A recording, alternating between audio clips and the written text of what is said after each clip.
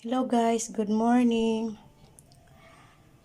Alimasag nga po pala, sinangag ko na lang leftover namin kagabi. May ibibigay nga pala ako sa inyo ng konting tip kung paano kayo makakabili ng matatabang alimango or alimasag. Eto, sa alimasag or sa alimango, piliin nyo po yung ganito, ang tiyan. Ito po yung kanyang parting ilalim. Ito yung sa ibabaw, talukap. Tapos ito po yung kanyang tiyan. Piliin nyo po yung ganito. Or, ayan, ito po, mga babae po yan. Sa lalaki naman po, ito po yung lalaki. Pahaba po siya. Yung tiyan niya, ayan. Lalaki po yan. Pag babae, ito po.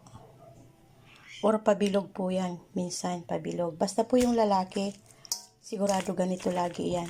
Kahit po sa alimango. Ayan. Tapos po, para mataba siya, pipinditin nyo dito. Ayan. Pag matigas po yan, mataba po, ibig sabihin yan. Pag malambot po yan, ibig sabihin, payat po yan. Ito po, babae. Karamihan po ganito. Ayan. Babae po yan. Minsan po, ganito siya. Pero babae po yan. Ang lalaki naman po, ito.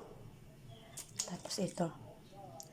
Ayan po ang gagawin nyo. Pipinditin nyo lang po yan. Pag matigas, mataba po yan.